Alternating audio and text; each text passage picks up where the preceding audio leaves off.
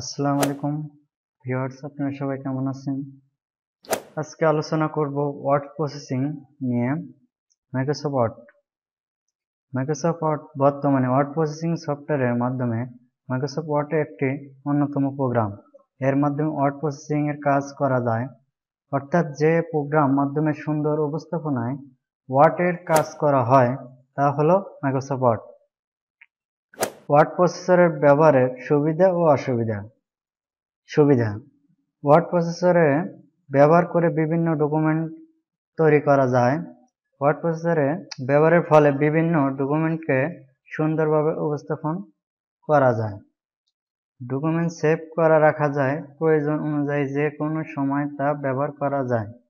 Word processor ব্যবহারের ফলে হাতে লিখে ডকুমেন্ট তৈরি করার প্রয়োজন পড়ে না। এখন আমরা দেখব অসুবিধা। কোনো কারণে হার্ড ডিস্ক ক্র্যাশ করলে ডকুমেন্ট হারিয়ে যাওয়ার সম্ভাবনা রয়েছে। 2. ওয়ার্ড প্রসেসর ব্যবহারের ফলে মানুষের হাতের লেখা প্রবণতা কমে এসেছে। 3. প্রযুক্তির ব্যবহার সঠিক না জানা থাকলে বা প্রযুক্তির কারণে যে কোনো সময় সমস্যা দেখা দিতে পারে। অসুবিধা শেষ। মাইক্রোসফট ওয়ার্ডের সাধারণ ধারণা এবং মাইক্রোসফট ওয়ার্ড বর্তমান ওয়ার্ড প্রসেসিং সফটওয়্যার ব্যবহারের মাধ্যমে মাইক্রোসফট ওয়ার্ড একটি অন্যতম প্রোগ্রাম। এর মাধ্যমে ওয়ার্ড প্রসেসিং এর কাজ করা হয়, অর্থাৎ যে প্রোগ্রামের মাধ্যমে সুন্দরভাবে উপস্থাপনায় ওয়ার্ডের কাজ করা হয় তা হলো মাইক্রোসফট ওয়ার্ড। বিভিন্ন কাজের জন্য বিভিন্ন সফটওয়্যার তৈরি করা হয়েছে। কোনো নির্দিষ্ট কাজের জন্য যে প্রোগ্রাম দরকার, অন্য প্রোগ্রাম দিয়ে সে কাজ সুন্দরভাবে করা সম্ভব হয় না। যেমন সুন্দরভাবে চিঠিপত্র লেখার জন্য এমএস ওয়ার্ড প্রোগ্রাম অতি উত্তম প্রোগ্রাম, যা অন্য প্রোগ্রাম দ্বারা সুন্দরভাবে লেখা সম্ভব নয়। আবার এমএস ওয়ার্ড এক্সেল দ্বারা যে হিসেব নিকাশ করা যায়, অন্য প্রোগ্রাম দ্বারা তা ততটা সম্ভব নয়। এবার শিখব কিভাবে মাইক্রোসফট ওয়ার্ড চালু করা হয়। প্রথমে স্টার্ট মেনুতে যাব, যাওয়ার পরে অল প্রোগ্রামে যাওয়ার পরে আমরা দেখব মাইক্রোসফট অফিস। এই যে মাইক্রোসফট অফিস, এখান থেকে আমরা ক্লিক করব মাইক্রোসফট ওয়ার্ড 2010 ওপেন করলাম। আজকে এটাই পরিচিতি দেখাবো আপনাদের। মাইক্রোসফট অফিস বাটন বিভিন্ন ধরনের ট্যাব চিহ্ন করা হয়েছে, যেমন যে প্রোগ্রাম কর্নার যে বাটনটি দেখা যায় এটির অফিস বাটন নামে পরিচিত না।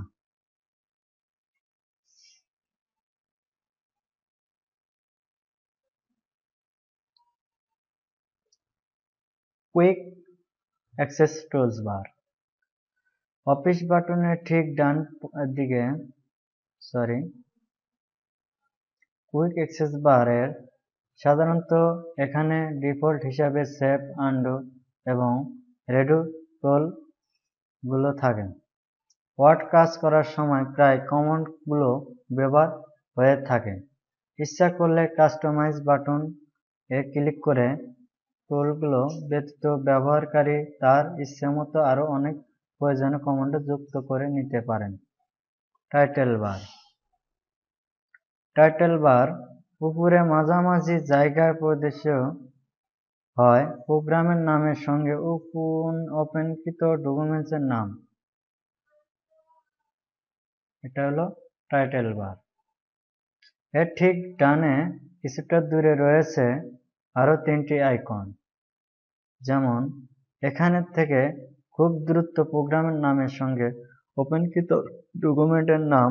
এর ঠিক ডানে কিছুটা দূরে রয়েছে আরো 3টি আইকন।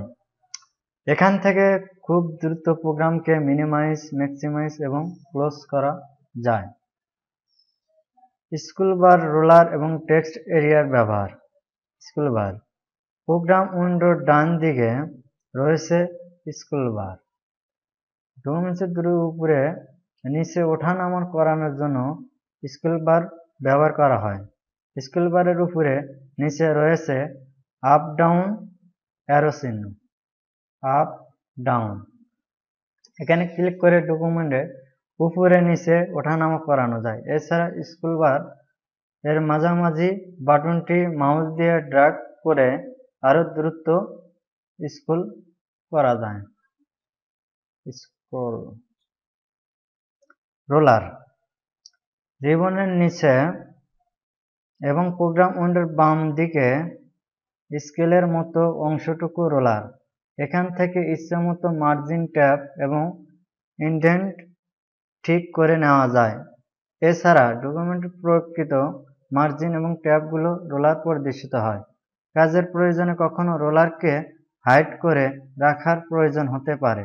সেই ক্ষেত্রে হরিজন্টাল রোলারের ঠিক ডান দিকে ভিউ রোলার বার, যেখানে রোলার বার ক্লিক করলে রোলারটি হাইড হয়ে যাবে, পুনরায় ক্লিক করলে আবার ফিরে আসবে। রিবন ওয়ার্ড 2010-এর একটি নতুন ফিচার হচ্ছে রিবন। প্রোগ্রামের উইন্ডো দিকে উপরে টাইটেল বারের নিচে ফিতার মতো প্রশস্ত যে অংশটি তাকে রিবন বলে। রিবনকে তিনটি অংশে ভাগ করে সাজানো হয়েছে: ট্যাবস, গ্রুপস এবং কমান্ডস। এগুলো সম্পর্কে খুব ভালো ধারণা থাকলে কাজ অনেক দ্রুত করা সম্ভব হয়। অফিসের আগের ভার্সনগুলো মেনু পরিবর্তনে এখানে সংযুক্ত করা হয়েছে রিবন। আগের ভার্সনগুলোতে যেমন ফাইল, এডিট, ভিউ ইত্যাদি মেনু অধীনে আরও কিছু সাব মেনু এবং কমান্ড ছিল, তেমনি এখানে বিবরণের অধীনে রয়েছে 8টি ট্যাব এবং ক্যাটাগরি অনুযায়ী গ্রুপ এবং কমান্ড। ট্যাব এর ক্যাটাগরি অধীনে একই জাতীয় কমান্ডের অনুযায়ী সাজানো হয়েছে। বিবরণ ডিলিট করা যায় না, কিন্তু প্রয়োজন হলে মিনিমাইজ হাইড করা যায়। এর জন্য কিবোর্ড থেকে একবার কন্ট্রোল এফ চাপলে, দেখাচ্ছি কন্ট্রোল F1, এই যে দেখেন কন্ট্রোল F1, ফের আবার পুনরায় চাপলে মিনিমাইজ হাইড হয়ে যাবে, পুনরায় চাপলে শো হবে। রিবন সরাসরি কিবোর্ডের মাধ্যমে অ্যাক্সেস করা যায়। কিবোর্ড থেকে অল্টার প্রেস করলে প্রত্যেকটি tab quick access toolbar home বাটনের উপরে কিছু লেটার শো করে। এই যে দেখেন file, home, insert, page layout, রেফারেন্সের, mail, review, view, file tab, home H, insert N, page P, references, mail M, R তে রিভিউ, ডাব্লিউ তে ভিউ। কাঙ্ক্ষিত কমান্ডের উপরে শো হওয়ার লেটারটি কিবোর্ডের মাধ্যমে প্রেস করলে কাঙ্ক্ষিত কমান্ডটি প্রয়োগ হবে। যেমন যদি ইনসার্ট ট্যাবে প্রবেশ করার প্রয়োজন হয়, তাহলে অল্টার এন প্রেস করলে ইনসার্টে চলে যাবে। দেখুন ইনসার্টে চলে গেল, ট্যাব ইনসার্ট ট্যাবটি অ্যাক্সেস হবে। এভাবে অল্টার কি প্রেস করলে যে কোনো কমান্ড প্রয়োগ করা যায়। কমান্ড, যেহেতু কম্পিউটার একটি যন্ত্র, যেহেতু কোনো কমান্ড না পাওয়া পর্যন্ত নিজে থেকে কোনো করার ক্ষমতা তার নেই। কম্পিউটার পরিচালনার ক্ষেত্রে প্রত্যেক ক্ষেত্রেই কমান্ড প্রয়োজন। মাইক্রোসফট অফিসে ওয়ার্ডে তাই যেখানে কাজ করার ক্ষেত্রে কমান্ড দিতে হয়। কমান্ড সম্পর্কে আপনার যত ভালো ধারণা থাকবে, আপনি তাতে পারদর্শী হয়ে উঠবেন। যেমন একটি লেখা টাইপ করার পর তা ছোট কিংবা বড় করার প্রয়োজন হতে পারে।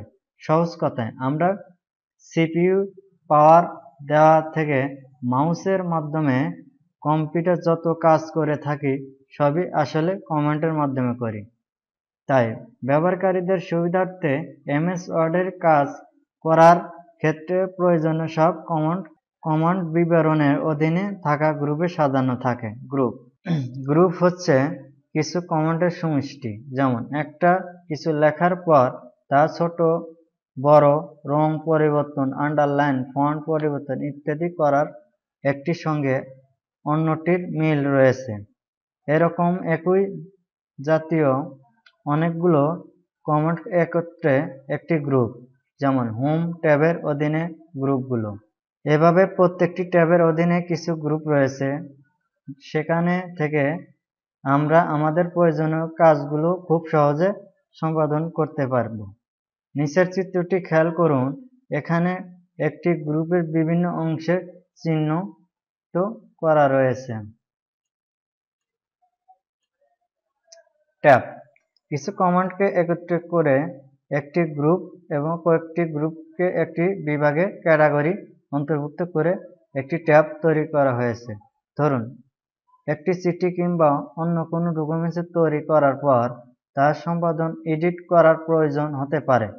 সেই ক্ষেত্রে কি কাজ করতে হবে সে কাজের ধারণা সঙ্গে সমষ্টি রেখে ট্যাবগুলো সাজানো হয়েছে। যেমন ডকুমেন্টের এক পর্যায়ের কোনো স্থানে একটি ছবি কিংবা টেবিল স্থাপন করার প্রয়োজন হতে পারে।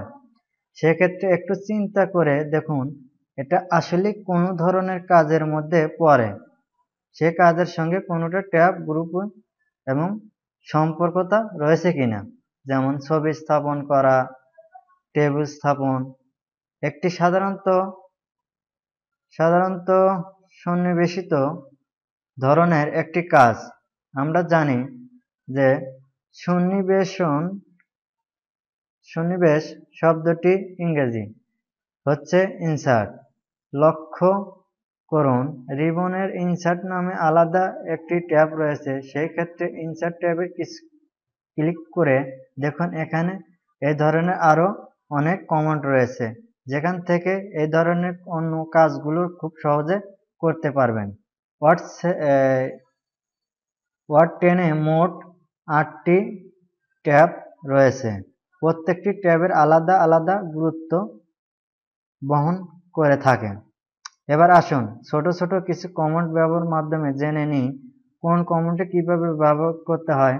ধারাবাহিকভাবে নিচের প্রক্রিয়াটি অনুসরণ করে ফাইল সংক্রান্ত কিছু গুরুত্বপূর্ণ কমান্ড শিখব। বিভিন্ন ধরনের ট্যাব, যেমন হোম, ইনসার্ট, পেজ, লেআউট এর ব্যবহার। প্রথমে ব্যবহার করব ফাইল। ফাইলে আপনার save as, open, close, information, recent, new, print, save and send, help option এবং এক্সিট। এটা হলো আপনার ফাইলের ভিতরে রয়েছে। এখানে আপনার সাপোজ ধরেন একটা ফাইল ওপেন করবেন, তখন আমার ক্লিক করানো এখানে। সাপোজ আমি একটা লিখলাম,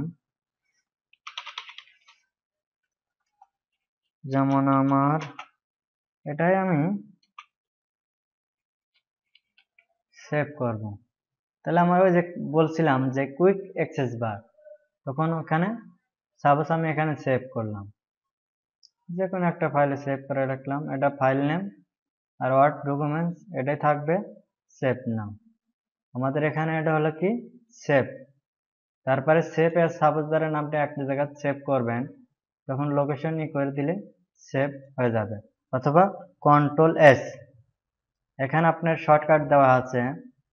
সাপোজ ধরেন এখানে কন্ট্রোল এস সেভ, তারপরে ক্লোজ। আপনি যদি সাপোজ ধরেন আমার এই ফরম্যাটটা আমি ক্লোজ করব, তখন ক্লোজ ক্লিক করার সাথে সাথে আমার ফরম্যাট ক্লোজ হয়ে যাবে ফাইলটা। তাহলে এখন আমার কি করতে হবে, ফের আবার নতুন নিউ ব্ল্যাঙ্ক, এখানে যা ক্রেডিট, এই যে আমার ফের আবার ফাইল ওপেন হয়েছে। তো এটা গেল নিউ প্রিন্ট।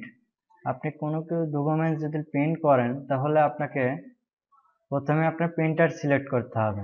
সিলেক্ট করার পর তারপর প্রিন্ট দিতে হবে। Save and send. সাপোজ ধরেন আপনার এটা মেলে সেন্ড করবেন, তখন আমাদের সেন্ড অ্যাটাচমেন্ট এখানে যাবে। আরো বিভিন্ন ধরনের এখানে দেওয়া আছে, অপশন দেওয়া আছে, সেভ অ্যান্ড পিডিএফ, এখানে আরো অনেকগুলো আছে। এটা আমি একটু পরবর্তীতে আলাপ করব। তখন আমরা যাব হোম বাটন। এমএস ওয়ার্ডে file, home, insert, page layout, reference, mail, review এবং ভি 8টি ট্যাব রয়েছে। এগুলোতে প্রত্যেকটি অধীনে অনেকগুলো অপশন রয়েছে। একটি ডকুমেন্টসের পরিপূর্ণভাবে সম্পাদন করতে এবং সকল ট্যাবগুলো ব্যবহার করে থাকব। ফাইল ট্যাব চলে গেছে, এখন আমরা ব্যবহার করব হোম। ডকুমেন্টসের ফন্ট, প্যারাগ্রাফ, স্টাইল ইত্যাদি পরিবর্তন করতে হোম ট্যাবে ব্যবহার করা হয়। হোম, এটা আমাদের home tab. Insert tab, word ফাইলে কোনো ছবি, অবজেক্ট, স্যাম্পল ইত্যাদি সন্নিবেশিত করতে ইনসার্ট ট্যাব ব্যবহার করা হয়। ইনসার্ট ট্যাবে অপশনগুলো ব্যবহার করে documents, page, table, illustration, link, header, footer, text ও স্যাম্পল সংযোজন করা হয়।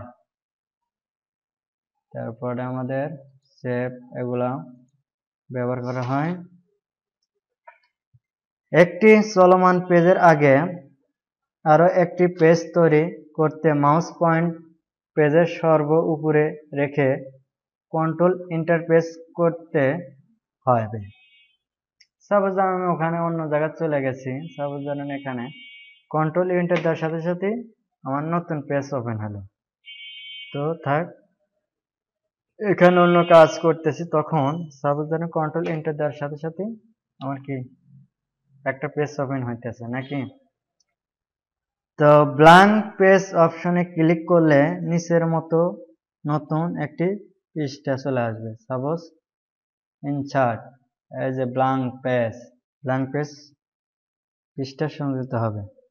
কভার পেজ, সাপোজ আমি এখানে কভার পেজ ক্লিক করার সাথে সাথে আমার অনেকগুলো অপশন দেখাচ্ছে। প্রফেশনাল ডকুমেন্টসে বা অ্যাসাইনমেন্টে কভার পেজ তৈরি করতে এই অপশন ব্যবহার করা হয়। ইনসার্ট রিবনের কভার পেজ।